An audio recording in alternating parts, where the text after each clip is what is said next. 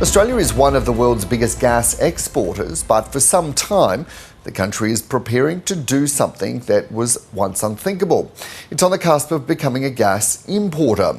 Squadron Energy has almost finished building the country's first gas import terminal, which the company says will help avoid a looming supply shortage. For more, let's cross to National Regional Affairs reporter Jane Norman. Jane, tell us more about this facility.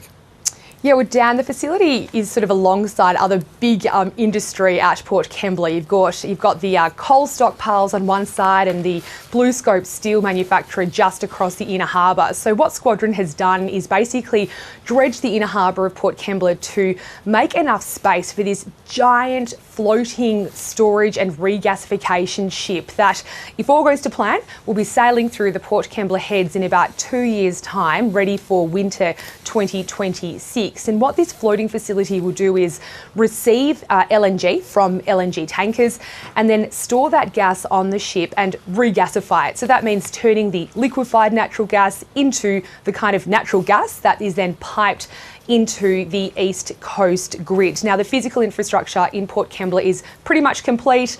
The company now just needs to do the crucial paperwork, I guess homework, of actually securing its gas suppliers and also securing the contracts with the companies that will supply the gas to. So it is a bit of a paradox for a country like Australia, which has huge gas reserves and is a huge LNG exporter. But the fact is, according to Squadron Energy, the East Coast is running short of gas. And I spoke to the Chief Executive, Rob Wheels, who said the forecasts are for Australia to run short of gas in years to come. But even just this winter gone, we came very, very close. Here's what he had to say. The short answer is very, very close, and the gas storage facilities that are available currently were drawn down significantly, and that supply crisis led to high gas prices, which flowed into our electricity market as well, with high electricity prices that could all have been averted had this LNG import terminal facility been available at that time. So Jane, just what is the official outlook for gas supplies? Yeah, well, Squadron reckons the outlook is pretty dire, and that's why it wants to sort of step in here. But the official outlook isn't particularly rosy. The Australian energy market operator has forecast that within just a few short years, demand is likely to outstrip supply, particularly in the southeastern states of Australia.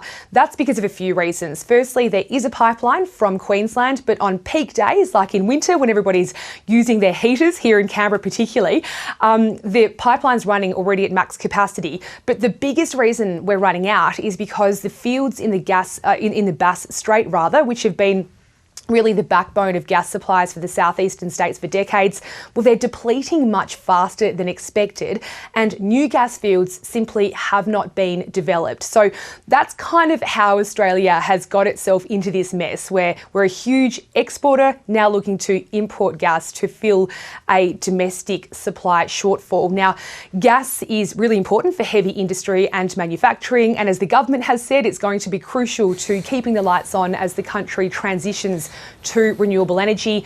If those gas supplies run out, well, backers say Australians are going to be facing higher energy prices and, could ultimately be crippling for manufacturing and heavy industry.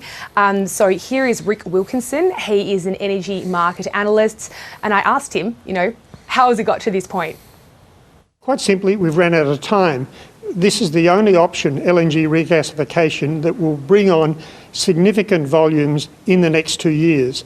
All the other options, be they expansion of pipelines, increased storage, or explore for and develop, take 3 to 4 years or even longer before you've reached certainty.